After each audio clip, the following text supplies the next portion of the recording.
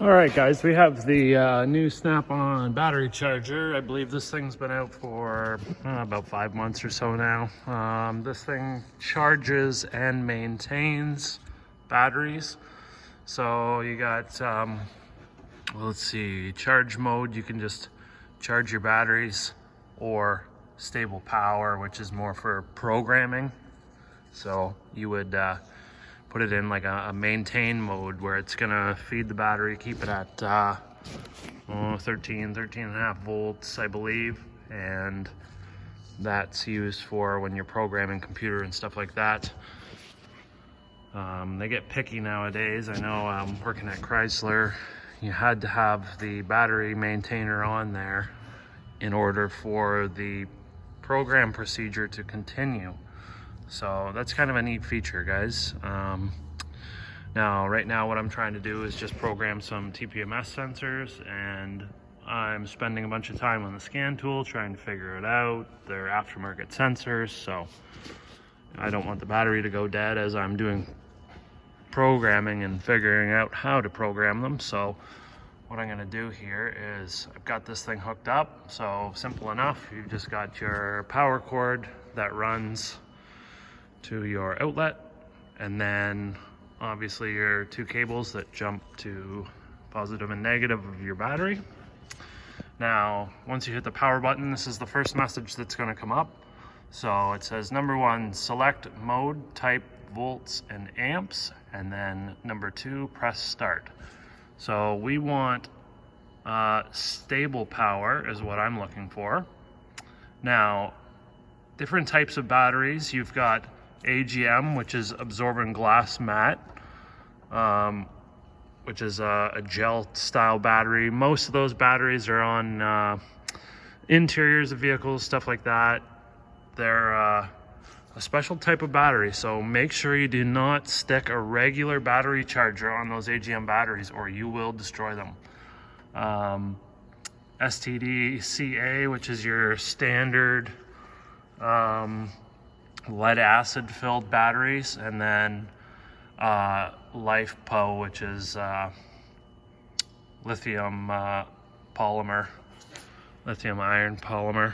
So we want standard, and then obviously this is a 12-volt system, but this maintainer charger will do 12, 8, and 6 volts.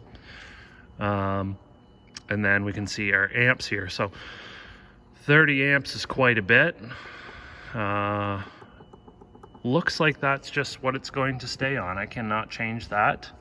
So we'll see what it does here. That's what I want. Stable power, standard battery, 12 volts, 30 amps. And then you can see we've got the green arrow for start. So we'll hit that, see what happens here. It gives you all of the setup that you have selected, and it gives you a little message there at the bottom. In stable power mode, LiPo and other type settings may cause unsafe conditions. So I am confident of what I have set here. Now it says battery voltage is dropped too low to support stable power. Low voltage, 13.3 volts. It's kind of strange, but okay. There we go, it's jumping up now. Strange that it gave me that message. 13.7, that's cool. It shows you the output, pretty nice. Convenient little kit here. So your cabling just wraps around the whole unit itself and stows away nicely in your toolbox. It's very thin. Like I would say, I believe it says on the box 4-inch drawer is the depth of a drawer that you need. There's also this aluminum hook that pops out of the back to hang. So it's nice. I got it hanging on the hood. You could hang it wherever you want. And then nice little handle there. So if you were carrying it somewhere or something like that, it's pretty neat. Screen protector still on it. I'm going to leave that on for a while. Screens around here tend to get scratched. So taking a look at the cables, nothing crazy, not too big. It's not like jumper cables. More like the size of like a battery positive cable or negative cable. Actually not terrible clamps. They seem somewhat cheap, but not, like, I would say in between. They're small and compact, which is actually kind of nice, especially if your battery is in somewhere of a not nice location, in a trunk or in a back seat or something like that that you can't really get to. Maybe on the Dodge Journeys where they have them down in the fender. That would be a nice spot because they're so tiny.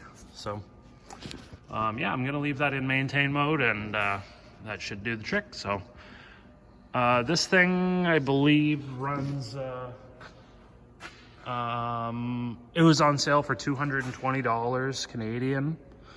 I'm not exactly sure of the price exactly, but just a couple more features here through the box. Let's grab that.